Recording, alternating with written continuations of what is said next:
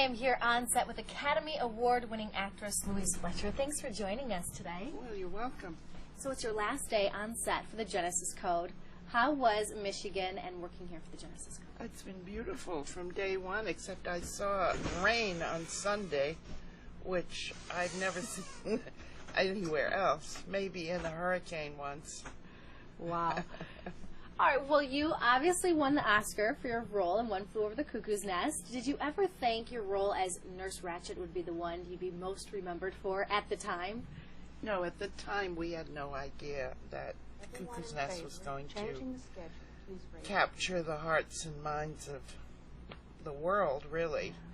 But I think it was such a universal story that everybody, no matter what country you come from, you could understand it.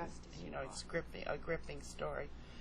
But we hadn't any idea it was going to be as successful as it turned out to be, but lucky for us, it was. Lucky for you. You are so sweet, but you must get people who are a little intimidated because they remember that role so well. Well, that's a good thing.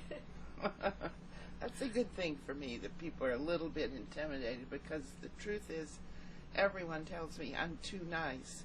So if people kind of don't believe that, that's there you go. That's good. There you go. Now, you started your acting career. You worked that typical story of a struggling actress during the day, secretary, acting lessons at night, right? Mm-hmm. And then now both of your parents also were deaf. So do you still sign? I do. In fact, I just worked on this series called Heroes. Yeah.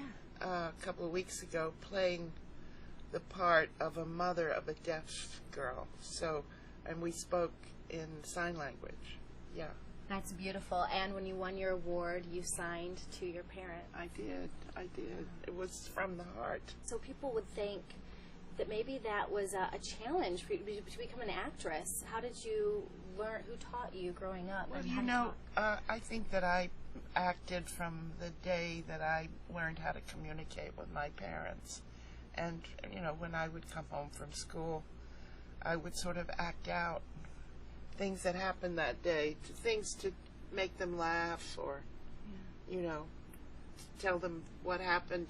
Usually involved sort of a story. I sort of put everything in story form. You know, I got there, and then this happened, and that happened, acting out all the parts. Yeah, I think I came to it quite naturally. Absolutely. Well, we cannot wait for the Genesis Code to come out, and you mentioned Heroes. What do you have next? You are a busy lady.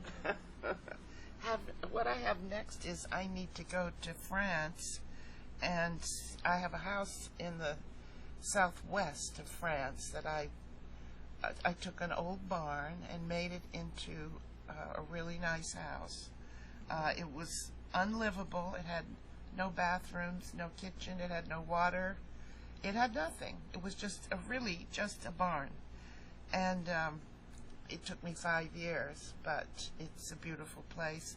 And I haven't been there for almost a year because I had my knee replaced and I had to do all the rehab and all of that, so that's taken. You're not interested in this. This sounds like a movie in and of itself, redecorating this barn into a beautiful home in France. Oh, yeah. Michigan's great, but we should have been doing an interview there. No, that's right. No, well, that was a dream come true, doing something like that. I'm as proud of that as almost anything I've ever done. Wow. Well, thank you so much for talking with us. Enjoy your last day here in Michigan, and we hope to see you soon. We hope you come back. Well, thank you so much. It's lovely here.